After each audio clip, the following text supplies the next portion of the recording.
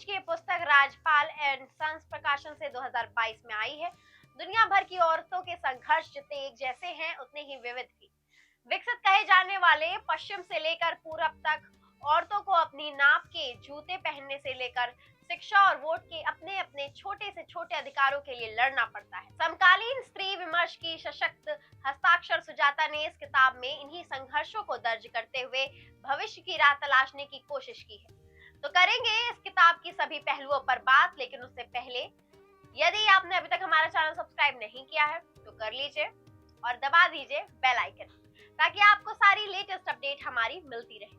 Well, I am Oshi Sahu and you watching बुकबाज।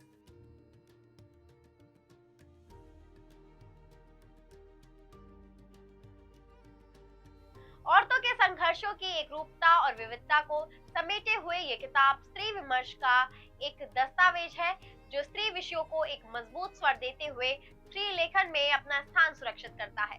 Hindi के पहले सामुदायिक स्त्रीवादी ब्लॉग चोखेरवाली की शुरुआत करने वाली ब्लॉगर और दिल्ली विश्वविद्यालय में एसोसिएट प्रोफेसर सुजाता की स्त्री विमर्श पर यह तीसरी पुस्तक है।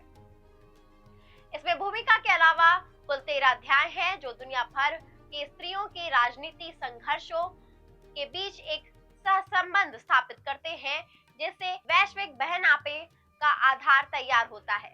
इसके अलावा किताब में स्त्रीवाद से जुड़ी मौलिक किताब की एक विस्तृत संदर्भ सूची भी है। स्त्रीवाद क्या है? लेख में लेखिका ने लिखा है, स्त्री अनुभवों के नाम पर तृण अनुभवों की रूढ़िबद्ध करने से भी बचना होगा। इस रूढ़िबद्धता में पुरुष और स्त्री दोनों शामिल होते हैं। एक औरत का काम कभी खत्म क्यों नहीं होता और औरतें अकेली क्यों हो जाती हैं?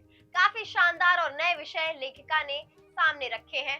चीन में लड़कियों के पैर बांधने की दर्दनाक प्रथा हो या भारत में सती प्रथा जैसी अमानवीय रीति, यूरोपीय समाज में कॉर्सेट के सहारे स्त्री देह को काटा छाटा जाना हो या अफ्रीकी समाज में स्त्री जननांगों को विकृत करने की प्रथा, इन सब के कॉमन फैक्टर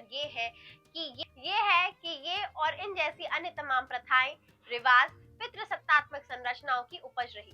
फिलाडेल्फिया में पंडिता रमाबाई कहती हैं कि क्या अमेरिकी बहनें अपनी भारतीय बहनों के दुख को मिटाने के लिए आगे नहीं आएंगी? जब एक कोने में कोख श्रम के देह के प्रश्नों से जूझती स्त्रियां दुनिया के तमाम स्त्रियों के प्रश्नों से जूझती हैं, तब स्त्री के इस साझेपन और सख्य भाव को लेखिका एक शब्द में परिभाषित करती है, वैश्विक बहनापा। लेखिका स्त्रीवाद की विकास यात्रा को बताती है कि इसका पहला चरण स्त्री मुद्दों का राजनीतिकरण का दौरा था, दूसरा चरण रेडिकल आंदोलन के रूप में सामने आया, तो तीसरे चरण आते आते यह विशाल पेड़ की तरह कई शाखाओं प्रशाखाओं में फैला। किताब में एक शब्द आता है, लैंगिक राजनीति। द्वितीय चरण के स्त्रीवाद के जुझारू योद्धा डॉक्टर मिलेट अपनी किताब सेक्सुअल पॉलिटिक्स में कहती है कि राजनीति से अर्थ है ताकत और सत्ता संरचना जो समाज में एक वर्ग को दूसरे पर प्रशय देती है, एक को श्रेय तो दूसरे को हीन बनाती है। वो लिखती है, महिलाएं अपने संघर्षों को हंसते हुए याद करना चाहती हैं, इसलिए महिला दिवस मनाती है। ये इस बात का प्रतीक है कि दुनिया की महिलाएं अलग अलग होते हुए भी एक है। इसे मनाना नहीं छोड़ना है, बल्कि इसे इतिहास और धरोहर को उन बहनों तक पहुंचाना है जो उससे अनजान है। लेखिका सवाल करती है, वो लोग इस देश की स्त्रियों का कैसा भविष्य चाहते होंगे जो स्त्रियों को राष्ट्र हित में बहुत बच्चे पैदा करने की सलाह देते हैं। लेखिका रूसी लेखक टॉलस्टॉय की पत्नी सोफिया का उदाहरण देती है, जिन्होंने 13 बच्चों को जन्म देकर अपने विवाह की कीमत चुकाई। स्त्रियां पीड़ित हुई, शोषित हुई, पूजित हुई, बस नायिका न हो सकी। भारत में सुधारवादी आंदोलन की शुरुआत भले ही स्त्रियों को केंद्र में रखकर की गई हो, लेकिन नेतृत्व की भागदौड़ पितृसत्तात्मक नियमों से संशोधित होकर पुरुष नायकों के हाथ में ही रही।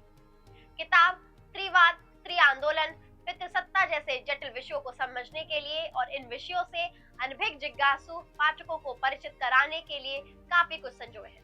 उम्मीद है आपको हमारा ये वीडियो पसंद आया होगा। ऐसी ही वीडियो देखने के लिए हमारे चैनल को सब्सक्राइब करें। सायोनारा।